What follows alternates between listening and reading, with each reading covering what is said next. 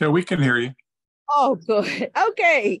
I am Attorney Demitrus Evans, and I just had the most terrible Zoom experience ever. This is, thank you, Doug, for being here. This is a presentation. We have four of these, and it's really looking at alternative legal systems around the world, as well as how these different countries and towns make money. So this is about Palenque, Colombia. This something happened with my slides, so please forgive some of my spelling errors. My computer will not allow me to edit those. So this is an unassuming town, and it has been designated as a UNESCO World Heritage Site for a pretty incredible reason. It is the first town in the Americas that is known as a completely free town. As I said, this is based on a series that we are doing on alternative legal systems for TEIL. I am Attorney Demitrus Evans, and I thought I'd go outside since I'm talking about such a colorful place. But I do have all of the environmental pollution from that. This is just a little bit about me, but since this is not about me, I'm going to keep it moving. This is a picture of my team. We do contracts as well as global law, and that includes international trademark, international intellectual property, and infringement. And this is a disclaimer. This is all for purposes of education. I am not giving legal advice if you wish to trade or do any other kind of business in Palenque, Colombia. So Palenque, Colombia, South Africa. This is about visiting and what you will experience. This is a picture that I found. Obviously, this is, I decided to present it today in honor of this would be the second annual federal holiday considered Juneteenth.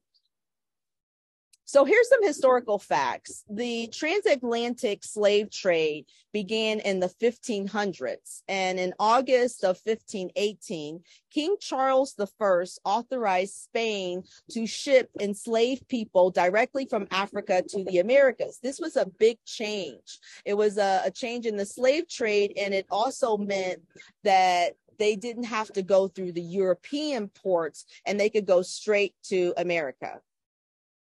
This is a picture of King Charles I, the handsome guy that he was.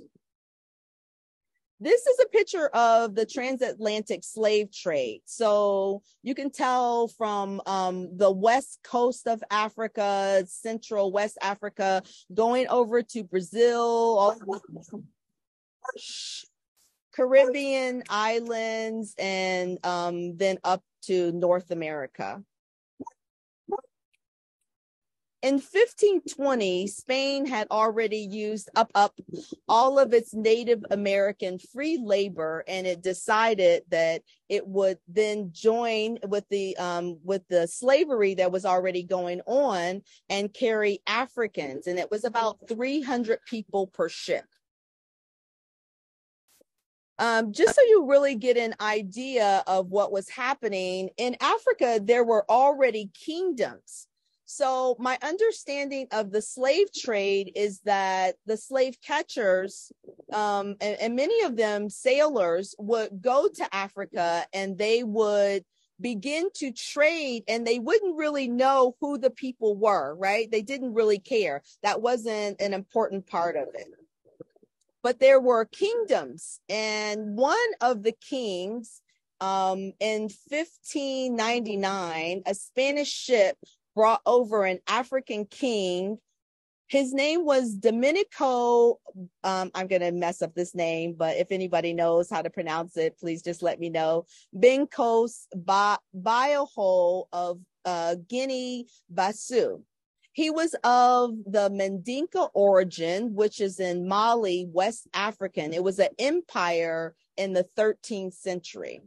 So shortly after King Biohol arrived, there was this shipwreck, And so he, with about 30 other Africans, actually escaped the Spanish settlement. So the Spanish were going to take over Colombia, but before this ship could actually arrive, there was this shipwreck. So he never actually became, King Bajo never became part of the enslaved people, but he, along with these 30 other Africans, fled, and they fled to the mountains, and then they began going into the settlements and freeing other Africans. And then he created a fortress around 1603.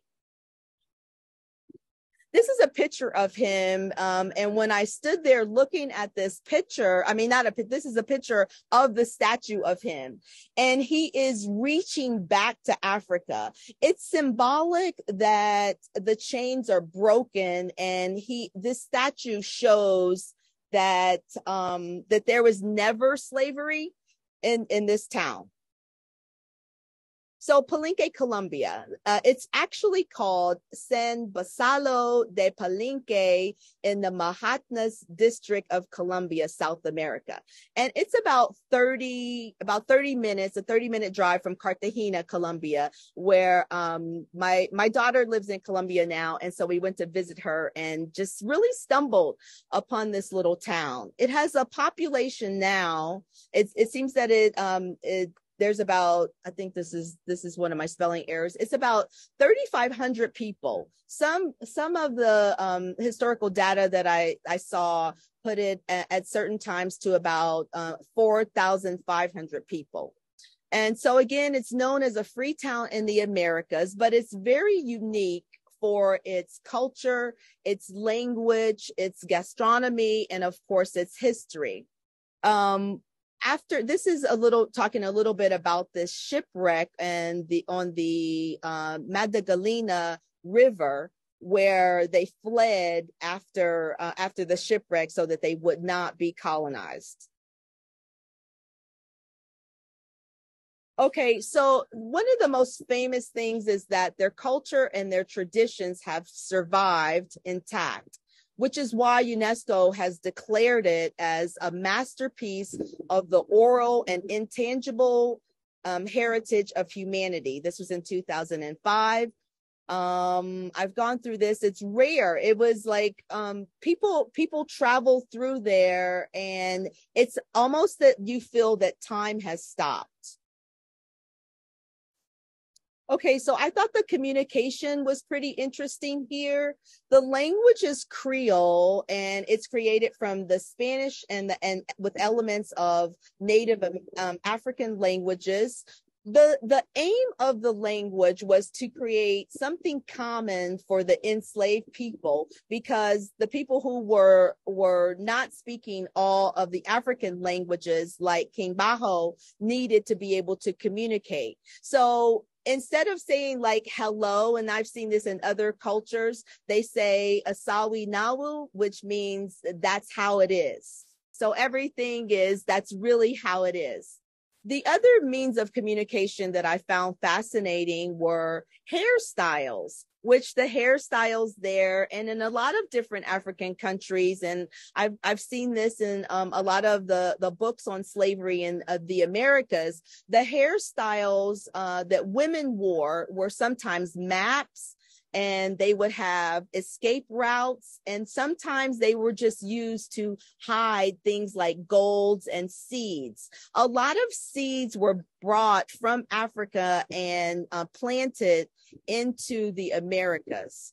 There was a famous song called I've seen it's been remade, Los Pinados, and it means the hairstyle. So the people that live in this area are very familiar with what the hairstyles mean.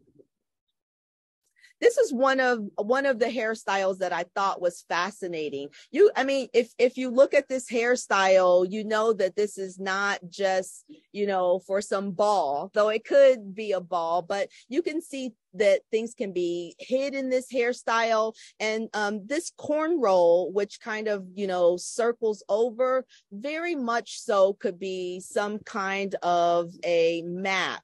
leading the enslaved persons to freedom.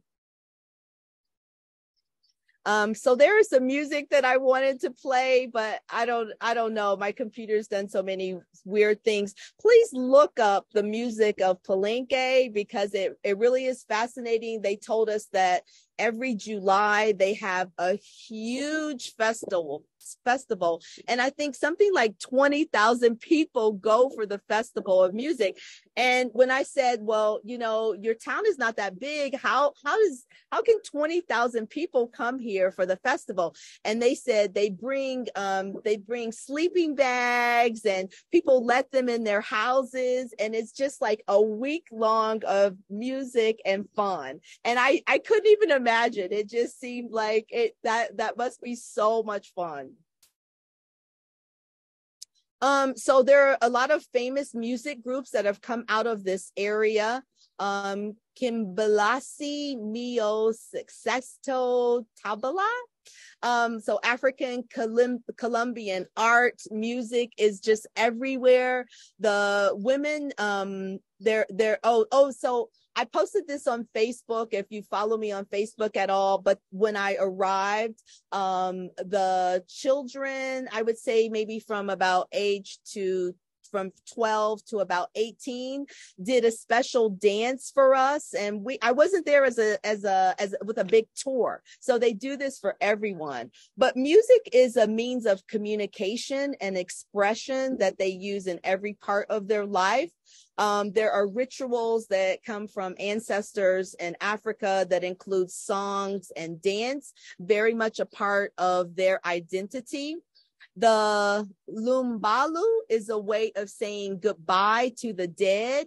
It's also carried out in a celebration of sorts. So music everywhere all the time. Now, as a lawyer, I was fascinated by the legal system. So Colombia has a legal system that's based on civil law. And that means it follows a hierarchy, which the Constitution is the supreme law of the land. It's codified into a legal system, and it's primarily influenced by Spanish law. Colombia has a judicial branch, just like we have in the US, that interprets and applies the laws. So law, here we go. In the most fascinating way, their system is one of ancestral territory legal system, ancestral legal territory system. The law is administered by a community council called the Cantamana, the highest authority in the organization and social administration. Its purpose is to improve the lives of the inhabitants of Palenque, and the community council functions as a house of representatives where political and administrative decisions are taken. Furthermore, the council is governed by its own values, which are responsibility, honesty, tolerance, always respecting the Palenquero culture and identity. Practically, when I ask questions like, how old do you have to be? When do you meet? How does this work? They said there is no age. It really goes on the respect of the person inside of Palenque. They are chosen every year, and they serve for a year. They meet every day. And I said, well, how long, like, does the case last? How long does the council meet? And they said, we meet until the business of the day is taken care of. So everyone is invited. There is a big town square, and whatever is going on in the town is dealt with the representatives there of the council. Another thing with the culture that I found fascinating is that the council also handles all of the land. The land is collective property because it belongs to the whole community. And this means that any of its inhabitants may cultivate the land without paying anything in exchange. from adolescence onward, every palenquero belongs to an organization called the Congro. And this is a group of people who are of the same age, and the members who render mutual help of all kinds, both economic and sentimental. Your Coringo can help you to pay for a debt or to find a partner. It's more concentrated nucleus of the family itself. It's like a second family. Because, you know, I think you saw that picture. There's a lot of paintings on the wall that said Black Lives Matters. And I knew that this whole movement that started in the US had grown, but I didn't realize that people were painting walls with the side of it. So that was very fascinating for me. And it made me to ask a lot of questions about the police. How do you police? What if something goes wrong? And they said that there's a security system, and the Colombian police cannot enter unless it's something very, very serious, and they have to do so with permission of the council. They do have security officers. They're called the Guardia Cimarrona, and they are all volunteers. They're not paid for the government, and the purpose of them is to make sure they use persuasion for respect of the laws, and they very much respect the people, and they consider themselves a direct heritage from their ancestors. So what happens if something goes wrong? There has to be some form of punishment, right? So because the Colombian police cannot enter, then there's nothing that connects anything that's done incorrectly to the Colombian legal system. Palenque has their own officers, as I've said before, and any sanctions that are given for anything that's done wrong is a moral sanction, and it's reflected in your social behavior.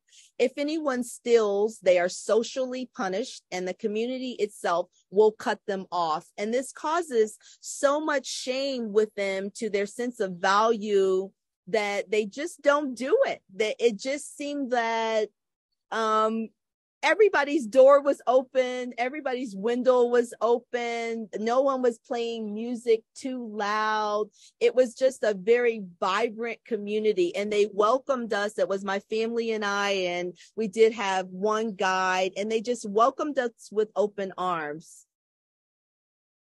Okay, I think that's not the end because something messed up and it wouldn't. Okay, so you've seen these wonderful women before. Wait, go back. You've seen these beautiful women, pictures of these women with these fruits on top of their head. This is very much a view of Cartegena. I didn't see this so much in Palenque, but Palenque won and was recognized for its cooking the award for the Gourmand World Cookbook Award in 2014, held in Beijing, China. More than 15,000 cookbooks have been written about the food here. And if I can just stop and tell you, the food that we ate was absolutely delicious. I had I believe it was a whitefish. It was about this big. They served it to me on a big banana leaf. And then there was this great rice that was almost like, I thought it was couscous. And the fish was, it just melted. It just melted. And of course there were salads and things like that. But these are some of the things that they trade. They also do a lot of basket weaving. And although I didn't see, it didn't seem to be an area where there would be a lot of jewelry or anything like that, but everyone seemed to be so happy. It seemed like the self-containment that they had was enough to carry them through, you know, whatever may come. They're let me see. So they're famous for seafood, rice, smoked catfish, and the Caribbean cheese smoked. Okay, this is me, Attorney Demitrus Evans of the TEIL firms where excellence matters. This is how you can reach me. I think that I will go back and take some questions because that's the end of my presentation. Thank you for watching.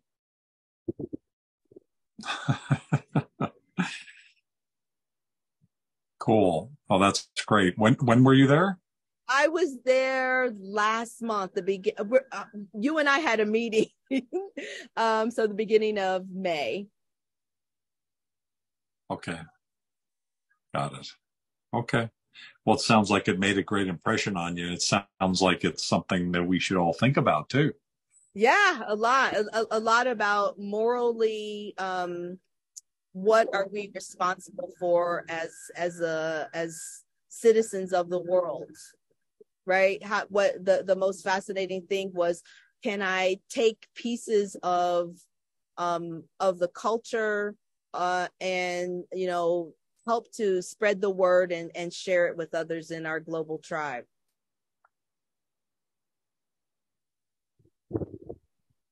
Got it. I So, think the people who were in are kicked out. yeah, no, it didn't work out there really well at the beginning, but Yeah. I stuck with it.